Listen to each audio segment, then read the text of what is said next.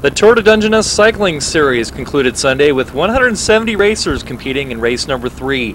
Taking a look at the first race between the Category 4s, 5s, and the juniors. This is Tony Carolus leading the way a few miles into the 44-mile race. Carolus took off by himself a little early as it turned out, and soon the sheriff's department was hot on his trail, and the main pack as well. Carolus was sitting 5th place overall in the point standings. And as the race headed on to Woodcock Road, Carolus was reeled back into the main field. On lap 2, Mike McDougall was leading the way for Port Angeles' Pettit Oil cycling team, and soon himself and another racer had a pretty good gap on the main field. McDougall was sitting 3rd overall in points among the juniors. Now over halfway through on the back stretch on Woodcock Road, McDougall's joined by his brother Mitch, and he's one of the brave souls who opted for no tights or long sleeves on this cold day. He's a mountain biker, and I guess they're more macho apparently. And isn't that Cam Field's bike?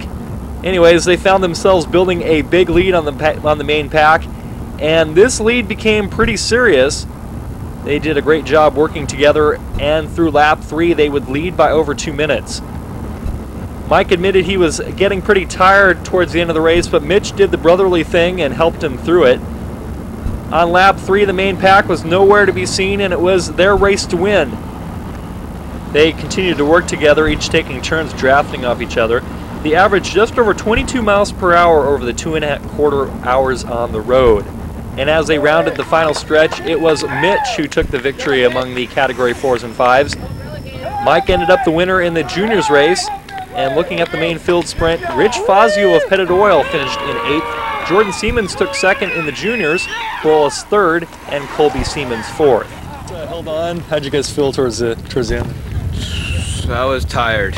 Yeah, I don't know. It was okay. I mean, my legs started burning and they started cramping up a little bit, but I don't know. We're switching back and forth pretty good, so yeah, had to pull him a little bit, but it was okay. But yeah, it was killer. In the final overall series standings, Jordan Siemens takes the top spot with 25 points. Mike McDougall ends up tied with Colby Siemens for 2nd. Tony Carolus was 4th.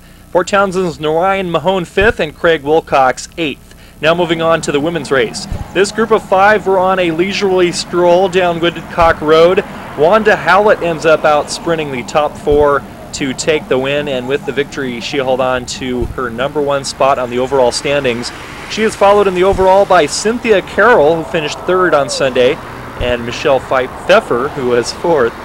The Masters race was won by John Moran, who ended up 5th in the overall point standings. The 4 others in the overall didn't finish in the top 5 on Sunday, but retained their spots on the leaderboard nonetheless.